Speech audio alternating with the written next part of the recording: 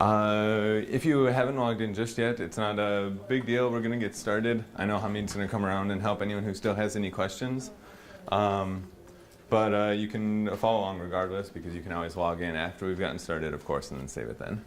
So the first activity we're going to start working on, or the first thing that can always be fun when you start working, or like learning a new language or learning how to program, is of course making some sort of game.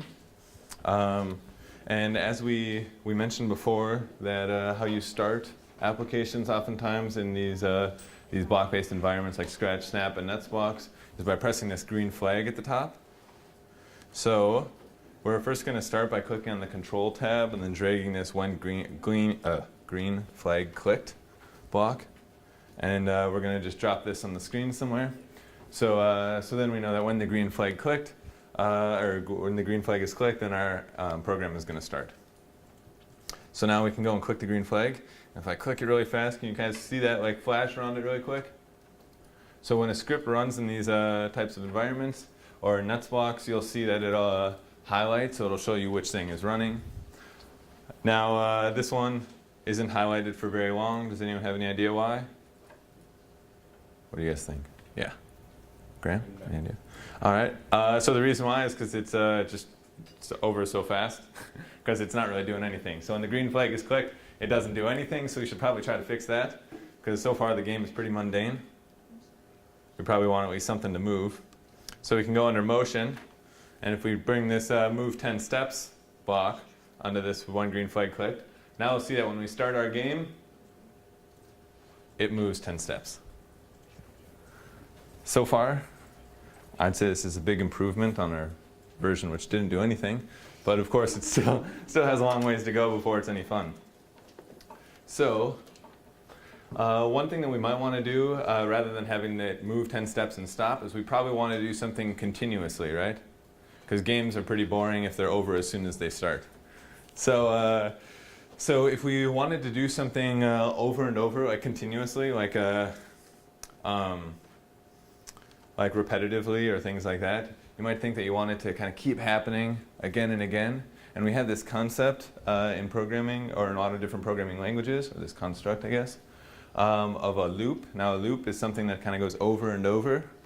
And we have a few options here. So we have one which says it'll just do it forever, one which will repeat a number of times, and one which will repeat until something's no longer the case.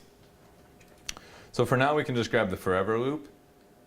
And if we put this move block inside, because we can see that it has that little like C shape, we'll see that if I drag over it, we get that yellow, that highlighter, or the highlight inside of it, and and that allows me to drop this move 10 steps block in.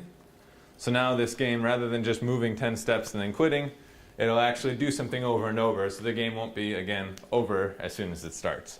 Do you have a break construct for your forever loop? So a lot of time, so there is a way to terminate scripts. So we do have a way to stop them that way. So you can just stop this script, so you can exit that way. Otherwise, a lot of the times when you start building these games that are more involved, a lot of times you'll switch to something like a repeat until.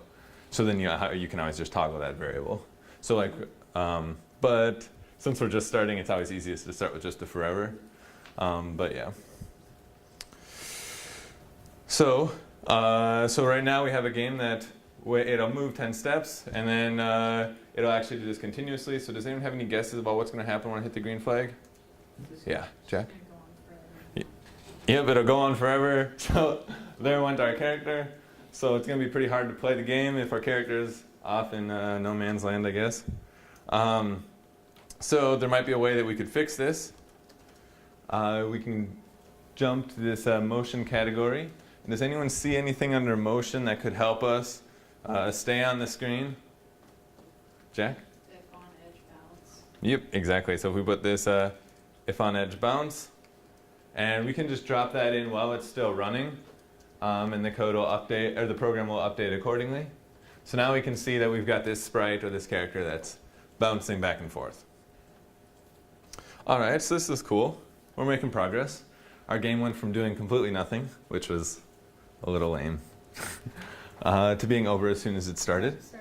So now to pick up where we left off, we have this game that when we start, or that when we start it, it just makes our character bounce around on the screen. So it works a lot like those kind of screensavers that you see on like old DVD players. Except of course, since they're only pointing one direction, it's a whole lot less interesting. So, so can someone tell me what's one of the problems with one of these screensavers and why it's not a game? There's many possible answers that would be right. Yes. Exactly, we can't control it. So we probably so we probably want to be able to let the user have some sort of input, so that maybe instead of it just having moving or having some character move around on the screen on its own, it's actually moving when the user presses some keys. So if we only wanted it to move if we were pressing some sort of key, like one of these arrow keys, what type of block do you think we might want to use? Does anyone see anything up here that would let us that would let us do something like only let it move if we're pressing an arrow key? Yeah. I'm going to take the if, or use the if block. One of the big differences between the when I receive and the if is that if we use the if inside this forever loop, we can make sure that it only responds to our key presses if this part's running, rather than always listening. But anyway, so if we put this if statement in this forever loop, and then move this move 10 steps inside, and then of course put the if on edge bounce outside because it'll always be bouncing if it's on the edge regardless of what key you're pressing. We should be a step in the right direction. Now, does anyone have any idea of what category we might find out something that's sensing if the key is pressed or not? Sensing. Sensing, yes. So we can use this key pressed block and then say something like the up arrow key. And now we'll notice that if I press up or hold down up, we'll be bouncing around. If I let go, it will stop moving. So before, it was always running this move 10 steps block, and now it's only moving if we press the up arrow key. But of course, there's an obvious problem with this. So rather than just moving 10 steps, we probably want to actually point up first and then move 10 steps. Oop. So point up. So now when we start, now I go up and I hit the top and I can't really come back down. So see if you can take a minute on your own to extend this code so that you can not only go up but also press the down key to move down. And I'll be walking around if anyone has any questions. And one thing that can be kind of useful is you can right click on blocks to copy them if you want to reuse some of the blocks that we already have. So before, when we wanted to make sure that it responded to our key presses, we added this if statement in this forever loop. So when this program's running, it's always checking to see if the up arrow key is pressed. If it is, it points up, then moves 10 steps. Of course, if it's not pressed, then it just won't do that. So if we wanted to make it so it will also move down with the down arrow key, we could just add the same type of blocks, but instead of checking for the up arrow key and then moving up, we could say check for the down arrow key and then move down. So I can right click and copy those, change the up arrow to down arrow, and then change the point and direction to down. Now I can see I can move up and down. All right. Now we can also do the same type of thing to get side to side movement. Does anyone have any ideas about what kind of things we would need to change to get side to side? Matthew? Does your if on edge bounce still work? It's a good question. So if I go up, so if I just tap it, it looks like this. If I hold it down, we don't see it. Does anyone have any idea why we don't see it? Yeah? It's not in the if statement. So it isn't in the if statement, but will it still run? What do you? No, because if you put it in the if statement, it'll only work if you hit the up arrow. Yeah, so I mean, we could try switching the order, and now if we switch the order, now it'll bounce first. So the thing is actually that it's running really quickly. So when we go through this, it will move off, then it'll bounce down. But basically, because of how quickly it's refreshing, it'll look like you went off the screen if you hold it up. Putting it at the top so it bounces first will make sure that it bounces, or we should make it stay on the screen. But anyway, if we want to get side-to-side movement too, we can always do the same type of thing we did with up and down, but we want to do side to side instead. So we can just right click on the if for the if up key pressed, and then duplicate it and then change the up arrow to a left arrow or a right arrow, and then make sure that when the right arrow is pressed it moves right, when the left arrow is pressed it moves left. Alright, now we can move in all sorts of directions. And this game is getting a little bit more interesting. Just a little. Still needs some work, but it's getting there. Alright, so now we have a game which is much better than a screensaver, which +1 for us on that one. And we can actually have some user interaction. So life is pretty good. We can move around. There's this other concept in Netsbox of costumes. So you can either draw, there's this costumes tab right here. We can either draw our own or we can import them. So the costumes can change what the sprite looks like. And as William said, there are different blocks that allow us to do this. So we could actually like change it to animated or things like that. For now, I'm just going to pick something that's a little bit more exciting than the default little arrow. So, I don't know, maybe start with an apple.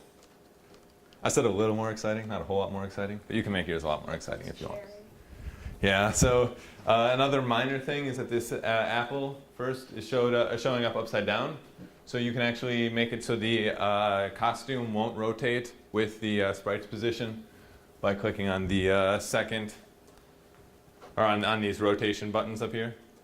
So I can keep it to be, or make it sure it's upright. All right. So this game got a little more interesting. We can move around, but you probably get tired pretty quickly because there's no sense of adversity or trials to overcome. You guys following me? Yeah. Cool. All right. So what we might want to do is make another sprite that's maybe an enemy that maybe this enemy is trying to catch you. Yes, Elise? How did you get to like all the different people? So the file or project menu, and then there's a costumes button. So if you go here and select costumes, it'll pop up with a bunch of different images that you can set. Yeah. All right, if I click this little sprite icon here, it will create a new sprite. And we'll see it pop up on the screen in some random position, some random color. I can rename it if I want to something like enemy. And now we can introduce some adversity into this game. So suppose we want to make this enemy, I don't know, to start maybe just bounce around randomly on the screen, and then we have to avoid it. How's that sound? All right, so if you've figured it out, feel free to just, or if you've got it done, nice work. If you haven't got it finished, feel free to just follow along and see how we can work through it together. But if we want to make it so where the enemy bounces around randomly on the screen, and it's just something that we have to try to avoid. We want it to happen when the green flag is clicked, so we can drag that block over. And then we can put a forever in here. And it's going to be doing something over and over, just like the sprite did when we first started. Now, like when the sprite did when we first started, we can put a move in here. The move is really nice, but does anyone remember what happens if we leave it like this? Off the screen. Off the screen. So we want to make sure it stays on the screen. So if on edge, bounce. All right, now when I click the green flag, we should see that it'll be bouncing around. And I can dodge it. And this game's it's progressing. And then I get hit, and so far nothing happens. So we probably want to make it so, I don't know, maybe when I get hit, I disappear, and maybe the enemy gloats or something. It says yummy, or you taste delicious, or I don't know. Some sort of thing to let you know that the game is over and that the enemy has succeeded and you have lost. So, does anyone have any idea how we might do this? What would we first need to know if we want to make it so that when our character and the enemy collide, we no longer, or we lose the game? So do we want to? Is there anything that we need to be able to check for or detect? We need to detect the collision. Yep, we need to detect a collision. So we can create another, like under this enemy sprite, we could create another set of scripts so that when the green flag is also pressed, or when the green flag is clicked, this other one runs as well. We could put this in a forever block. And we want to detect, instead of detecting if a key is pressed, we can actually detect this collision. Now, since we want to detect that something happened, we can check under sensing. Does anyone see any blocks under sensing that could help us detect if a collision happened? Yeah, touching. Touching, yep, the touching block. So we can drag this in, and then say if we're touching the sprite. Now, what do we want to happen again when they're touching? For you to disappear. So yes, that's one big thing that we want to have happen. We want the sprite to disappear. But who knows if they're touching right now? Which sprite? Which one? Is it the sprite or the enemy that knows if they're touching? The enemy. The enemy knows that they're touching, but we want the sprite to somehow tell the enemy that, hey, we collided. Does that make sense? So in these environments, you have this concept. If you look at these blocks here at the top, when I receive broadcast, as well as broadcast and wait, this idea of an event. So when something happens, you can broadcast that something has happened, and then every other sprites or the stage can respond to that. So in this case, we might want to broadcast,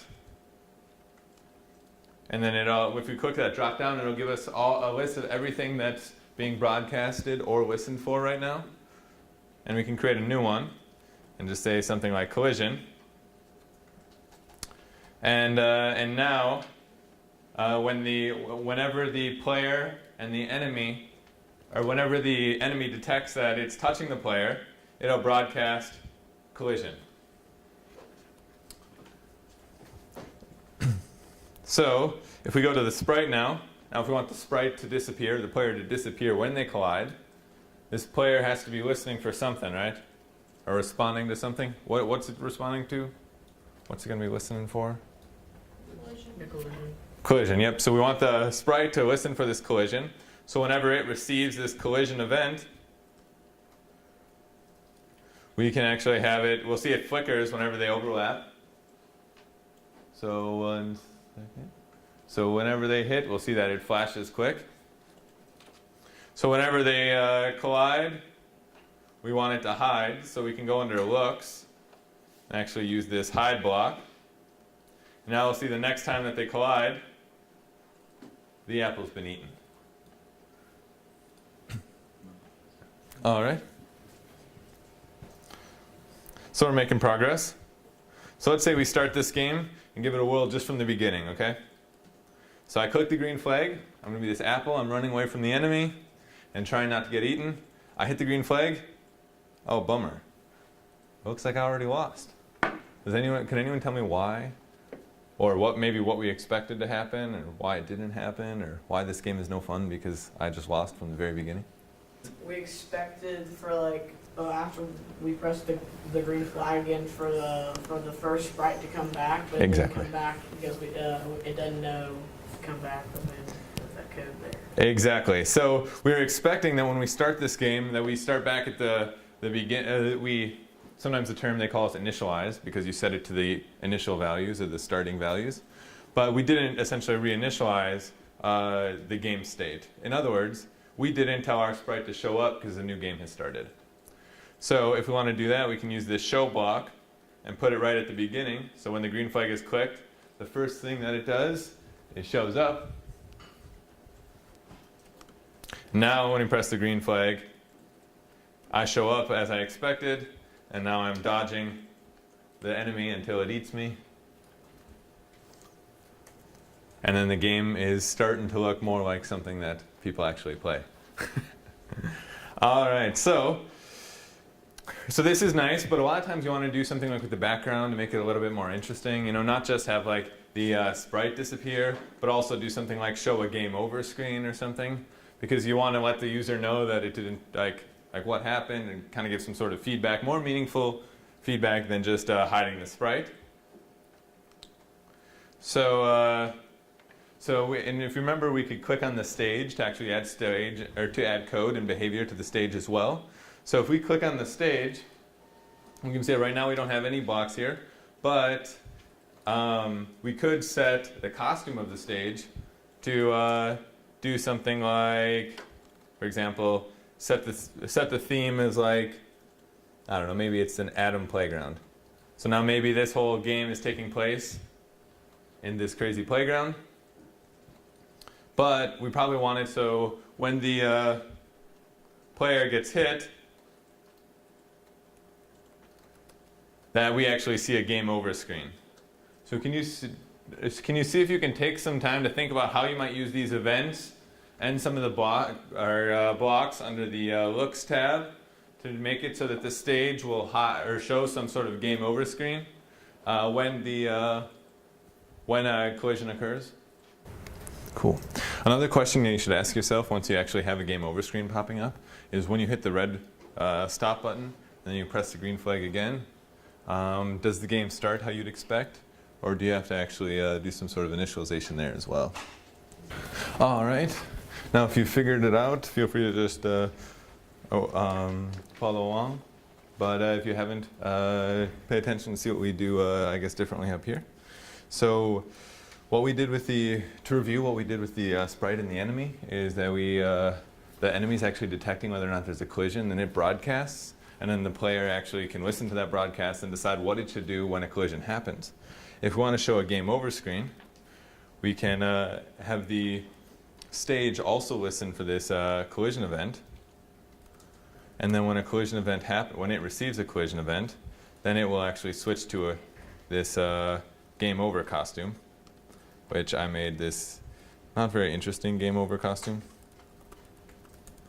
So I can switch to this costume I call game over whenever a collision occurs. And then we can also, so now when this application starts, we can see that when it gets hit, it turns to game over. But we have the same problem that we did before with the sprite not showing up, where we want to make sure that we actually get initialize or set the initial value or the starting value when the game starts, or set it to something that makes sense. So in this case, the value that we're setting, or the thing that we're setting, is the costume of the stage. So we initially, when the game starts, we wanted to set it to whatever background we chose. And then now the game's getting a little bit more interesting. Now we can actually get hit and turn to our game over screen, which mine is not the most interesting because I don't have any text telling you it's a game over, but we'll carry on. All right, now there are a couple other additional things that we could do to make this a little bit more interesting. One is just some minor things that would make it a little bit more fun. So right now, there's not much of a, like the enemy sprite is kind of boring, not really anything terribly interesting. So it'd be nice if we actually gave it some sort of, a little bit more personality, I guess. And I don't know, maybe we can say that we're being chased by a bat. It's a fruit bat, and it loves apples. Okay, so I can import a couple costumes for the bat. Right now it's really big, but we'll address that later. If you noticed initially it was like upside down, so I just clicked the second button down from the top. That second button means that the image for the sprite will only face left or right. So even if we're facing down, even if our sprite is moving downwards, it won't turn it to be all weird or upside down. Does that make sense? Now, this is getting a little bit more interesting, but the game got much harder because you can see that this bat takes up the whole screen. And desize it. Exactly. So we want to set the size when it starts. So if we go under looks, we can see that we have options for setting the size. And then we can actually drag that under the when green flag pressed. Maybe set it to like, I don't know, 50%. Now this bat's a little bit more a little bit easier to work with. Similarly, our character is quite large, so we might want to actually decrease its size as well. So maybe set it to like 35. So now when the game starts, wow, that's really small. Maybe something a little bigger than that, maybe like 50%. So now when the game starts, we're a small apple, and there's the bat. Oh, wow. And I can kind of hide in the corner for a while. Apparently not. Anyway, so then it's getting a little bit more interesting. Now another issue is that this bat seems to fly. It's actually a pretty skilled bat. So I haven't seen most animals be able to fly without moving at all. But this one apparently doesn't have to flap its wings or anything. I mean, props to the bat. But in terms of the game, we might want to actually make it so that this enemy is actually flapping its wings. Yes. On the other costume. Yep. So if we can get the other costume, so I have one where his wings are up and one where they're down. So if I click through them like this, he's flapping. But of course, we don't want the user to have to do that. So we might want to make another set of scripts that say when the green flag is pressed, we're just going to keep going forever and ever. So what do we do if we're going to do something over and over? What kind of thing do we use? Yep, we might want to use like a forever loop in this case. So whenever we're doing something over and over, we want to use some kind of loop. In this case, it can always be flapping its wings, so we're going to use a forever loop. And how might we actually switch between costumes? Does anyone see any block that might help us with that? Switch to costume. So switch to costume might work, but that one has to tell you what costume. So another thing we could do is say the next costume. And now, does anyone have any idea of how this will work when we start this game? You're going to be going so fast that you're not going to be able to see anything. Yeah, it's going to be crazy. Like, it might be a little fuzzy, but it's going to go crazy fast. Yeah, so we kind of see both at the same time. So we might want to actually slow this down a little bit. Does anyone see any block here under control that might help us slow it down? Wait. Yep, so we can do the wait. Throw a wait in here. And now it's waiting every second, which is a little bit much. So I don't know, maybe we can change it to like every half second, or I don't know, maybe about a third of a second will be better. All right. So we're making progress. Now when the game starts, we got this bat who's flying around. We can try to avoid it. And life goes pretty well for a while, I guess. So there are a couple issues, of course, but one problem. Ah, he actually does still hit me sometimes.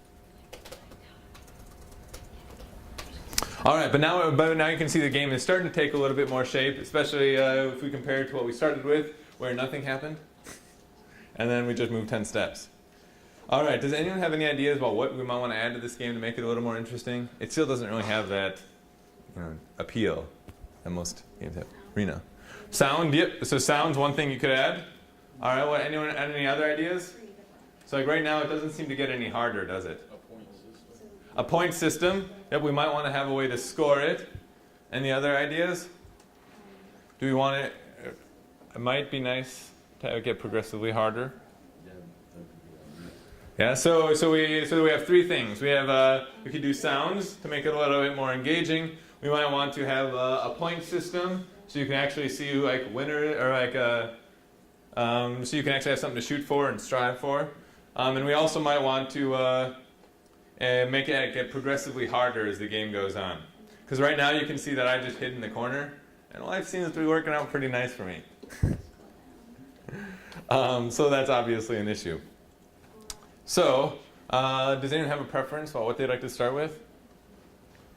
Sounds, making it more difficult as it goes, or a score? So we've got to vote for a score. Okay, who would like to vote for adding scoring to the game as the next thing? So we get 2 votes. All right. How about adding progressively harder, or making the game get progressively harder? All right. So we've got like 5 or 6 votes. And would anyone like to add sound next? I mean, you can always add these things on your own too. So sound. Cool. So I think we're going to add making it progressively harder to start. The nice thing is, since each of you are also have your own version of the game in front of you, of course you don't have to have the same backgrounds or costumes. So you can always add your own personal finesse or style to it. So, so next we're going to make it get progressively harder. So if we look at this code that we wrote so far for the enemy, well, actually before we do that, one way that we can make this harder would be to make the enemy move faster as the game goes. So rather than, make them maybe start slowly and then have them move faster and faster, so it's harder and harder to dodge. But can anyone tell me where the speed of the enemy is determined from this code? The steps? Yes. So it's a number of steps right here. So if we change 10 while this game is running to 5, we'll see it slows down a bunch. 50 speeds up a bunch. So changing this one will changing this number will certainly. Wow, these sprite. I should have gotten better animation things, but anyway. So that number will certainly change the speed of the sprite. Now, if we want to make this value change, like increase as the game goes on. Yes, William? Oh, so I added a time variable thing that shows how long you survived in the game. Nice. Awesome. Yeah, so that's one thing that we can do when we get to the scoring portion. Using the time as an option for scoring and then adding a variable for it. But has anyone heard of variables before? Awesome. So it sounds like most people have. So basically, the idea is that in this case, we have this input where it's 3 steps right now, but we're going to want to be, we want that value to actually change. So one thing that we can do is we can actually use a variable which could have different values. So then instead of moving that 3 steps or 10 steps, we could say move a certain number of steps, and then we could modify that as the game goes on. Does that make sense? So variables are almost like a box that you can store some value in. So then you can just say that when we move, go grab the value from that box and use that instead. So we could say enemy speed, for example, as a variable. And then we could drag that in. So instead of moving 3 steps, we'll move enemy speed number of steps, whatever enemy speed is. And then we could use this set block right at the beginning to set the enemy speed to something like 4, or something easy to start so that people can, so that we have room to make the game harder without getting impossible immediately. So now if we do something like this, now we'll see that when we start the game, the sprite, or the bat, is moving at a speed of 4. By default, it pops up this watcher. Now a watcher will just show you the value of that variable. So far the game is pretty similar to what we did before. I mean, I modified the speed a little bit, but other than that, the sprite, the enemy, just moves at a constant speed. But one of the big benefits of using this variable is that now, if we did something like when the green flag is pressed, we have another forever loop, and then this script, we're just going to make the speed increase every, I don't know, maybe 2 seconds.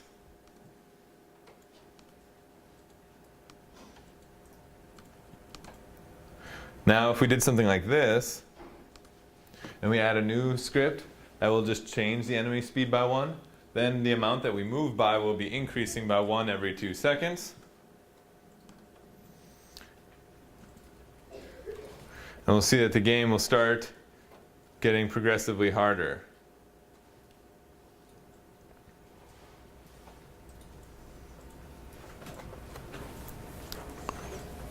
All right, so does everyone understand how using the variable here in place of the number that we just typed in before let us actually modify the value that we used there? So instead of always moving by 10 steps, now we can say always move by enemy speed steps, and then change enemy speed somewhere else so that the the enemy, or the sprite, the bat's speed, can actually be dynamic. Because you'll notice that it's getting faster as the game goes on. And right now, if I move from my safe haven in this corner, I'm not going to last very long. All right, everyone follow me? Yeah. Yes, I'm not? Cool. Awesome. All right, so thumbs up for you totally got it. Thumbs down for not at all. Thumbs in between for anywhere in between. All right. So, wow, this is going very fast. Okay, so this game is getting interesting. Let's see. What would be a good task for everyone to do on their own? All right. Yes. Now, if you have any questions, raise your hand. If you haven't, and if you have this figured out and you just want to move on to the next thing, see if you can start working on score and figure out how you might add a scoring system to the game as well.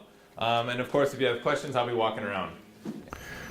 So if we take a step back and review what we've done so far. So we've been able to start with nothing and make a, wow, I didn't last very long.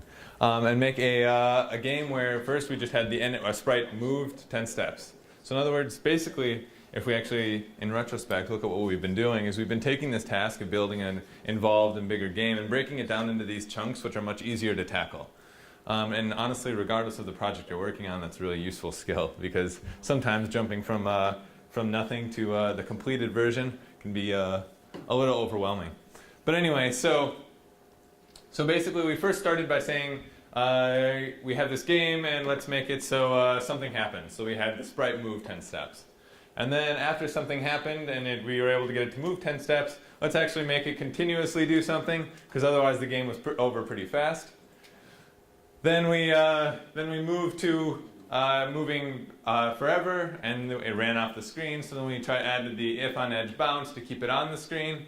Then we progressively made this game a little bit more involved by adding an enemy, which then would collide with you and broadcast the collision. And then the sprite and the stage can update, so we can have some sort of game over screen. And then we had some basic version of the game, and we just most recently added the ability for the enemy to speed up as time went on, so that the game would become a little bit more challenging and not be something where you can just camp out and hide in the corner. So now the next thing that we want to add is some sort of scoring mechanism.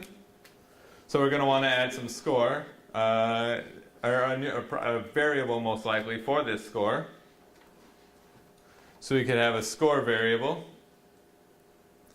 and the score can just be something that maybe we so this score you could put it under a lot of different sprites. I'm going to put it under the stage, or add the blocks editing the score under the stage, but of course you could do this under the sprite as well. So so I'm going to create this when the green flag is clicked.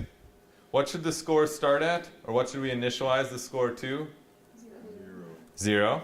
So we'll put a 0 in here. Then we have this forever. Now, do we want to do this forever? Or do we want to just do it until the until the game is over? So the score, do we want the score to always be changing? No. All right, so we don't want it always to be changing. So what we might want to do actually is, so we can change it right now, or we can actually just make a basic score and then change it and then fix it later. So I might actually just do just use the forever first, but make a note and remember that we're going to want to change this, because this is always going to be increasing. Does that make sense? Mm-hmm. So for now we're going to use the forever, and what do we want to? And we want to change the score by 1. And do we want to do it like this, or do we want to have a delay in there? I want a delay. Yeah, because if we did it like this, how fast would the score change? Yeah, 5 to 6. as fast as it can, yeah. So we're going to put a wait in here. So let's say we wait a second, and then we increase the score.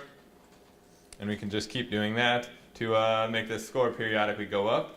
But we mentioned that there's going to be a problem with this, because when the game is over, or when a collision happens, this game won't actually stop. So one way that we could actually fix this is we have a couple extra blocks here. We have a repeat until, a repeat, and a forever. We've been using the forever, but we might want to use something that's like a repeat until. So we could actually keep track of when the game is over, and then increase the score until the game's over. And once the game is over, then we no longer increase the score. Does that make sense? Does that sound like something we want to do? Thumbs up for I totally got it. Thumbs down for not at all. Thumbs in between for in between. Okay. So let's first start with this one just to see how the game will behave. So right now, when we click the green flag, we can see that the game behaves as it normally did. So we have the enemy bouncing around, and right now my player is hiding in the corner. We can see that this script on the background is highlighted, and it's setting the score initially to 0. Then it has this loop, which is always going, which waits a second, and then increases the score by 1 every second. We can see this reflected in the value of score up here, where the score is 32 and 33 and just continues counting up every second. But if we notice, although my game over screen doesn't have much written on it, my character is gone because the game is over, but the score keeps increasing. So what we'll probably want to do, or one way that we could fix this, would be to actually create a variable that says, like, is the game over? Or we'll just call it a game over variable. And then at the beginning, game over can be set to false, because the game isn't over. And then when they collide, we actually could set game over to true. And then that would allow us to actually use a repeat until game over loop instead of this forever loop. So we probably want to only increase the score by 1 until the game is over, kind of like William was saying. We want it to stop changing and stuff until when the game is actually over. So what should the value of game over be at the beginning? Probably 0. Yeah, so yeah, it could be 0. We could also call it just false and say that the game isn't over. And then we're going to repeat until the game is over this loop, which just increases your score. So now your score is only going to be increased until the game is over. And what happens to make the game over again? What thing causes this game? The collision event, yes. So we could just add a block for when I receive this collision event. Then we want to actually set the game, set game over to true.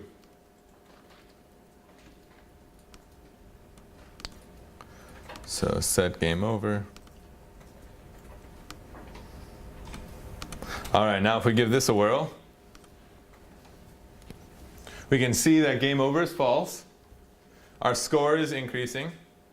It's 5, 6, 7. I move in the middle here and try to get hit. Now I can see as soon as I get hit, now game over has been set to true and score is no longer increasing. All right, so all right. Okay, so this is one way to get us a little bit make this game a little bit more interesting. Does anyone have any questions about how we were able to add this scoring capabilities? All right, so actually this true block, or this green block, if you actually click on the little toggle there, it'll actually slide it over to false. So oh yes, sorry. So green is matches the operators category. So it should be right here. Yep, no problem. Are there any other questions? All right, so someone else had made a request for adding sound. So we could add sound to make some sort of dinging or beep or game over noise. If anyone is interested in adding sound, there's this sound category, which lets you do things like playing sounds, and we have a couple blocks for that. And if you click on the project drop-down, there's also an option for sounds, so you can have like meowing and things like that. Otherwise, we were going to continue, or let's see. All right, so far we've been able to add this motion, so that sound is more of an FYI. We probably won't do that a bunch together, but basically we've so far been able to create a game where we're moving around. This enemy is bouncing around and kind of not really chasing us, but bouncing around on the screen. And then we have a score that increases the whole time until the end. But right now, it would be kind of nice if it told you something about the score on the screen, right? Maybe you win or you lose or you did a great job or new high score. Do you guys agree? Yeah. So we have that as an option of something we could add. Another thing is that you've noticed how I've been able to hide in the corner, at least for a while, and that gets me through much further in the game than I might otherwise be able to make it. So it'd be kind of nice if we had it so that people couldn't just hide and camp in the corner. So one way we could make this harder would be to have it so periodically we point at the enemy. So periodically means that we're kind of doing it over and over, right? So that means we're using something rhymes with snoop or Loop. there we go, loop. Yes, we're using a loop, and we probably want it to wait though, not do it as fast as possible. So we're going to have a set of scripts very similar to this one. So I'm just going to copy this one for now. But instead of every 2 seconds increasing the speed, I'll say every 5 seconds.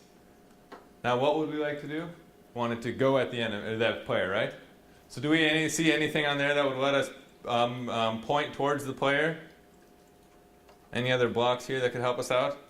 Point towards. Point towards? That sounds about right. Now if we click on the drop downs, we have an option for the sprite. So now if we start this game, if I just hide right here, right, okay, yeah, so you can see how it turned around and actually came back at me.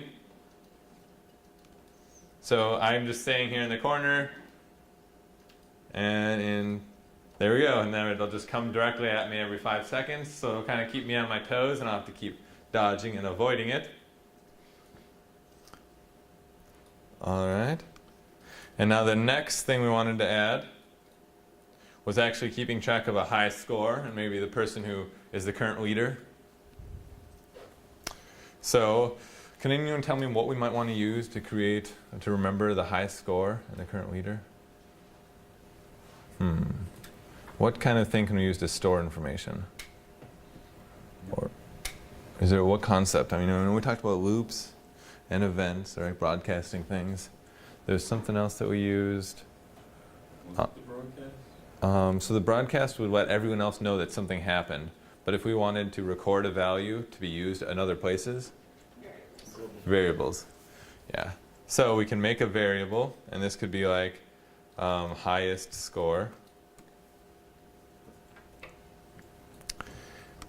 And now, when the game is over, we could actually have it do something like, once the game is over, we could actually check to see if the user's score is bigger than the highest score. And if it is, we could store it as the new highest score. Does that make sense? Cool. All right. If score. All right, so if the score is bigger than the highest score,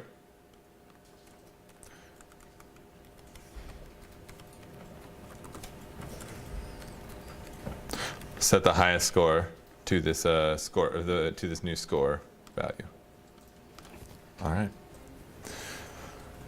All right. So we might want to also do other things like ask the user for their name, or ask for, and then record who has the highest score and things like that. I'm going to point out one useful set of libraries that'll make some of these things a little easier. If you go into this project or the file dropdown, there's this option for import tools. And if you click on that, it'll take a second, but then you'll see a bunch of blocks pull up under the custom category, including label, which will let you write things on the screen, like highest score or game over or whatever you would like, as well as a number of other blocks for lists and things, but we're going to get into those a bit later. So see if you can take a minute and maybe have it, if they have the highest score, maybe, I don't know, draw something on the screen or at least record it and maybe ask them for their name and see if you can figure out where a block like that might be, if you want to be able to detect what the user's name is or detect some user input. Does that make sense? I'm going to be coming around, so if anyone has any questions about about what we've done so far, feel free to flag me down.